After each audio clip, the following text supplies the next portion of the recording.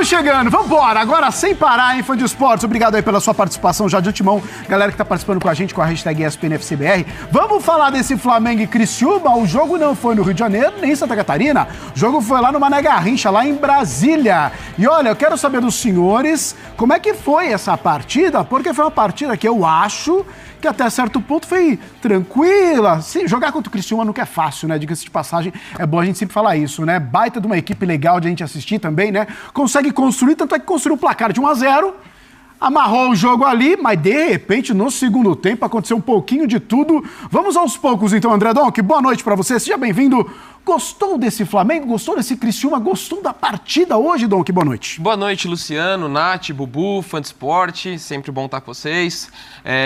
Eu não gostei da partida do Flamengo, assim, a gente vai entrar no mérito da virada, eu acho que demonstra muita força do elenco, embora o primeiro gol seja do Pedro, depois é o Gabigol que sai do banco, mas é um gol de pênalti, mas acho que o Flamengo consegue ter recursos técnicos individuais, porque coletivamente a coisa não rolou. Sem a bola, achei um time... faltou intensidade e por mais que a gente possa falar, mas os uruguaios estavam voltando hoje, 2 deles titulares, né? Os principais, De La Cruz e o Arrascaeta, mas o Flamengo ficou 9 dias sem jogar desde o último jogo, então eu esperava uma intensidade maior sem a bola e com a bola um time um pouco desorganizado, dependeu muito do lado esquerdo no primeiro tempo. Teve, assim, uns 10 minutos ali entre os 15 e os 25 que foram bons, que é 2 passes longos do De La Cruz. E depois para, né, o Cebolinha. Exato, e parou por ali. Ele também estava voltando, né? Diga-se também isso voltando, acho que é bom de destacar, porque fisicamente ele entregou bem. Ele é um dos que eu não questiono, porque é um cara que ficou um bom tempo parado, ele até falou disso. E o Criciúma, para mim, extremamente organizado. Que time combativo, muito bem treinado pelo Tencate, fez por merecer a vantagem no primeiro tempo.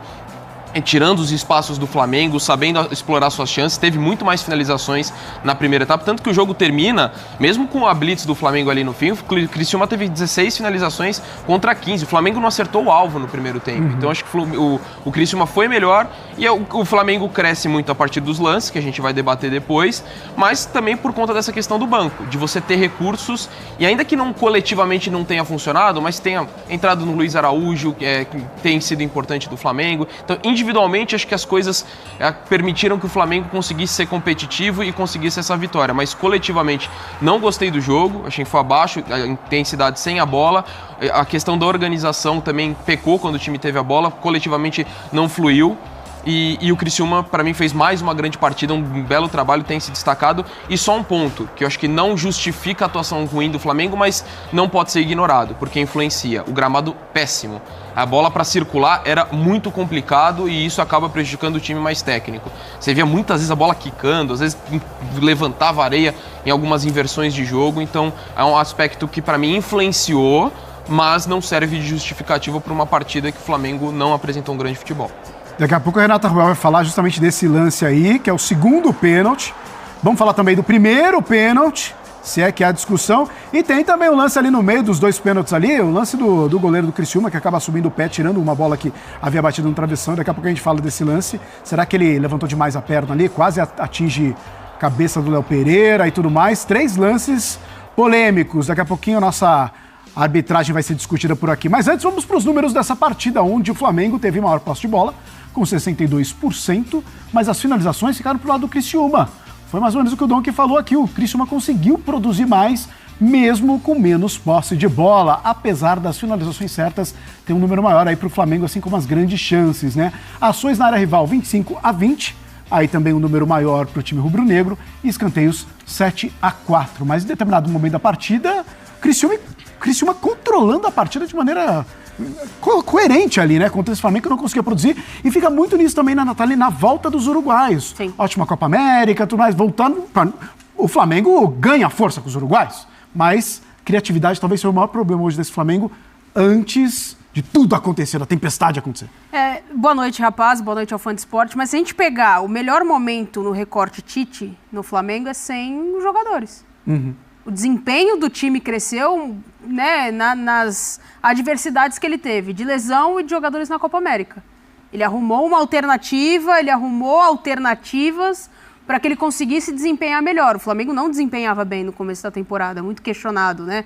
Até ali a virada de chave, quando ganha do Corinthians, no Maracanã, e aí começam os resultados a encaixarem e o desempenho melhorar, o time tinha uma interrogação em relação à Copa América, continua numa produção muito boa, mesmo com os desfalques, e consegue manter ali um nível de apresentação. É que essa sequencinha, um pouco antes. Essa sequencinha agora dos últimos jogos, tirando aí o jogo que foi adiado, sim, mas Cuiabá, exato, Fortaleza e agora contra o Criciúma... Que são confrontos dificílimos, né? São confrontos difíceis. São adversários muito bem treinados, acho que a gente tem que colocar, o Dom que já citou, o Tencati faz um baita trabalho no Criciúma. É um time organizado, ele tem leitura de jogo, ele soube muito bem ler as estratégias do Flamengo. Concordo com o Dom que o gramado é ruim, mas foi uma escolha do Flamengo, né? Tem esse ponto. A venda de mando, isso é verdade. Né? Você tem toda a razão. Então, assim, o gramado estava ruim para os dois lados. O Criciúma foi muito bem no primeiro tempo e o Flamengo desorganizado. E aí no segundo tempo é mais naquele abafa, naquela necessidade, individualidades, do que propriamente uma organização coletiva da equipe. Não sei como é que o Tite vai organizar isso para os próximos jogos, tem uma sequência muito difícil, mas acho que para o flamenguista fica os 3 pontos, mais do que o desempenho hoje. A gente falou bastante da volta aí dos uruguaios, houve também Rodrigo Bueno em relação a essa vitória do Flamengo para cima do Criciúma. Vamos colocar um pouquinho dos números aí dos uruguaios para você, porque a gente teve a volta de La Cruz, a gente teve a volta de Arrascaeta, que claro, acabam sendo nomes bem importantes para esse Flamengo, e a gente coloca os dois aí que jogaram hoje contra o Criciúma. Vamos jogar a partida completa, tá aí, ó. A assistência do de Arrascaeta foi pro gol do Pedro, basicamente, e aí ações com a bola, De La Cruz 87-59, chances criadas 3 para o De Arrascaeta, 2 para o De La Cruz, duelos 12-13, cruzamentos 8-2. Foram os líderes do time nos quesitos que estão destacados aí para você, fã de esportes. Ô Bubu, o Flamengo criou pouco, o Flamengo ganhou a sua partida, que era importante, mas o Criciúma mostrou botou uma dificuldade a mais para esse Flamengo ganhar. Boa noite. Boa noite para você, Luciano, Nath, Donk, fã de esporte. Você pode ver sempre o copo meio cheio, meio vazio, né? O Flamengo virou o jogo no final, então é uma vitória, se pega no contexto do Brasileiro, 3 pontos. Sendo que o Flamengo vinha de um empate com o Cuiabá em casa e de uma derrota para o Fortaleza, digamos assim, a fase fácil para o Flamengo do campeonato acabou agora. Né? Da temporada a gente viu a sequência que vai ter, sobretudo no mês de agosto, entre Libertadores voltando nas oitavas, com jogo na altitude, você pegou agora um confronto com o Palmeiras na Copa do Brasil. Então, eram 9 pontos que o flamenguista tinha na conta, né? Você colocava ali o Tite ali e tal. O pior já tinha passado aparentemente pela tabela no Brasileiro. Então você consegue uma vitória no fim. Eu vou destacar o Arrascaeta, a gente vê os números individuais. O De La Cruz participa mais do jogo, mas quem é mais decisivo é o Arrascaeta. O segundo tempo dele foi muito bom. E aí mostra o que a Nath está falando sobre a individualidade do Flamengo. O Tite às vezes nem precisa fazer um grande trabalho, não precisa ter um grande jogo coletivo para o Flamengo tirar da cartola algumas vitórias. O Arrascaeta tirou um pênalti da cartola que foi desperdiçado.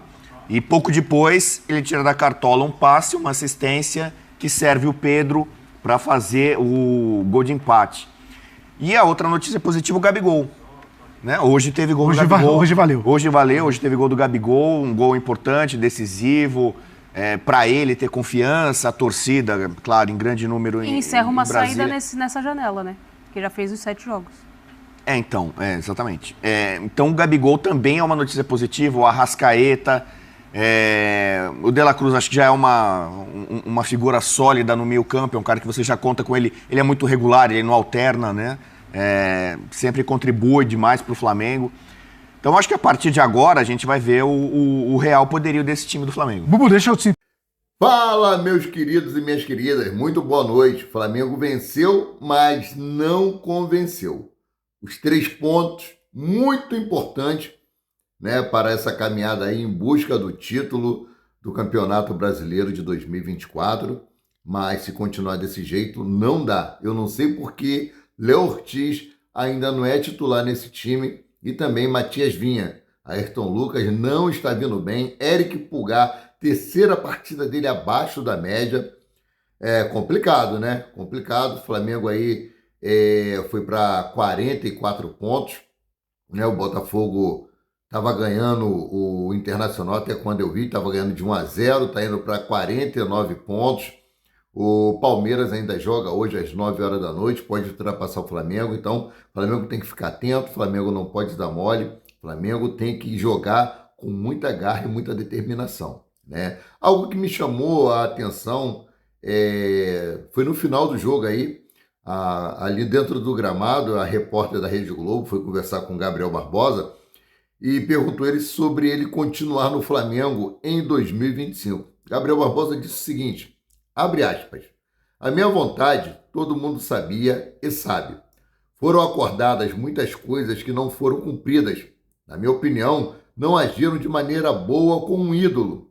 As coisas estão em aberto. Tudo pode acontecer. Vou me dedicar ao máximo nos treinos. Vou tentar voltar e ter minutos e conquistar o meu espaço. A minha confiança em mim é muito grande. Eu sei o que eu posso fazer, fecha aspas, disse Gabriel Barbosa. Ou seja, ele está um tanto quanto magoado, porque nós sabemos que lá atrás foi dito que ele ia haver essa renovação de contrato, mas Rodolfo Landim foi e vetou, né? Devido à má fase que ele estava passando, a pedida financeira, o tempo de contrato. Então vamos aguardar, vamos ver o que vai acontecer. Ele que entrou e fez o gol de pênalti, salvador do Flamengo aí, o Flamengo ganhou de virada. Valeu? Fico por aqui. Chegou até aqui, deixa o like, não é inscrito, se inscreva, não nos segue, passe a nos seguir. Canal Paraquedista Rubro-Negro. Saudações rubro-negra para essa nação maravilhosa, vitória gostosa. Comemorar a vitória do Flamengo é sempre bom.